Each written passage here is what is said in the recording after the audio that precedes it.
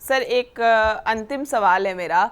जिस तरह से बांकेपुर उपचुनाव में महागठबंधन के भीतर जिस तरह से मतभेद नज़र आया, मनभेद नज़र आया, कुछ भी इसको कह सकते हैं, जिस तरह से आरजेडी और कांग्रेस दोनों की राह अलग नज़र आई, मतलब इन्वॉल्वमेंट ही नहीं नज़र आया आरजेडी के उम्मीदवार के साथ, तो क्या आने वाले वक्त में ऐसा हो सकता है कि तेजस्वी यादव से कांग्रेस अलग हो और महागठबंधन की स्थिति बिहार में कुछ अलग देखने को मिले?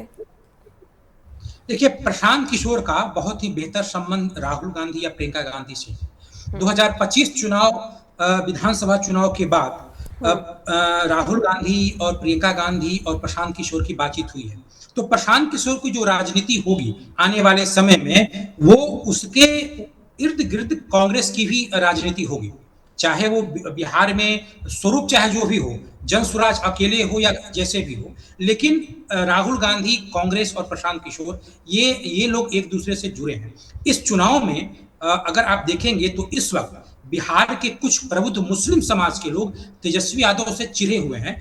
ऐसा इसलिए, ऐसा कहा जा रहा है कि इस चुनाव में चुनाव लड़ने जाएंगे प्रशांत किशोर। इससे पहले प्रशांत किशोर ने राहुल गांधी से बात की थी।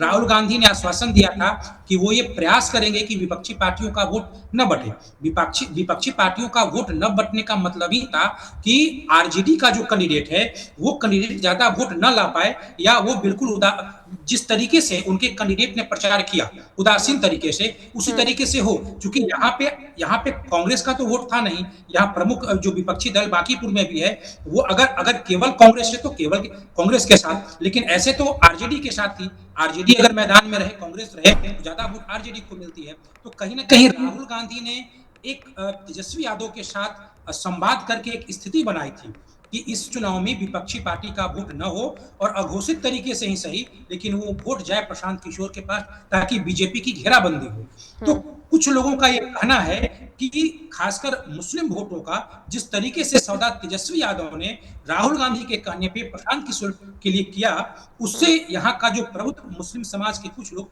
नाराज हैं। तो आने वाले समय में तेजस्वी यादव, मुझे लगता है कि इस चुनाव में बीजेपी की जितनी चुनौती है, वो चुनौती जो जिस पार्टी की चुनौती नाराजगी से है, वो तो संवाद से हल कर सकते हैं, लेकिन जो मूल चुनौती आरजेडी और जदयू को है, आरजेडी को इसलिए है कि क्या अब ये आरजेडी को समझना पड़ेगा कि बुनियादी तौर पे जो मुस्लिम समाज है वो कांग्रेस का वोटर है, जिनके इशारे पे वो आरजेडी को छोड़ के किसी भी नए नवीनी पार्टी के साथ जा सकती है। वो मूल रूप से आरजेडी के पकड़ में रहने वाली नहीं है। ये एक अस्थाई चुनौती आरजेडी के लिए हो गया।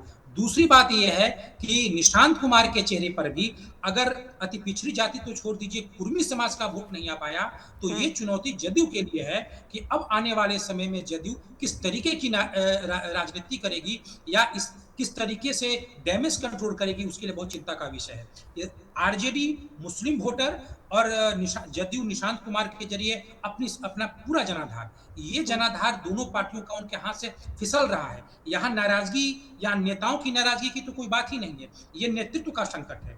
बीजेपी में तो नाराजगी वाली बात है, नाराजगी हल हो सकता है, अगर जो केंद्रीय अमित शाह या नरेंद्र मोदी चाहे तो नाराजगी हल हो सकता है, लेकिन ये नेतृत्व का जो संकट है वो अब आरजेडी में भी आ गया है और जदयू में भी आ गया है, और ये बहुत गहरा संकट है। अब इस चुनाव ने ये बता दिया है कि बिहार का जो अल्पसंख्यक समाज है वो आरजेडी से ज्यादा कांग्रेस के पास है, क्योंकि राहुल गांधी के कहने पे यहाँ पे आ गए। दूसरी बात है कि आप रेखा गुप्ता के प्रचार शैली को देख लीजिए।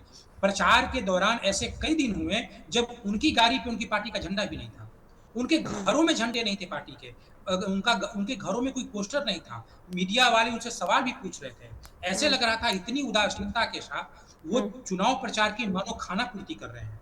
तो इससे एक अस्थाई झटका आरजेडी को लगेगा निश्चित तौर पे, और जदयू को भी लगेगा। ये दोनों पार्टियों के लिए बीजेपी से ज्यादा चिंता की बात है।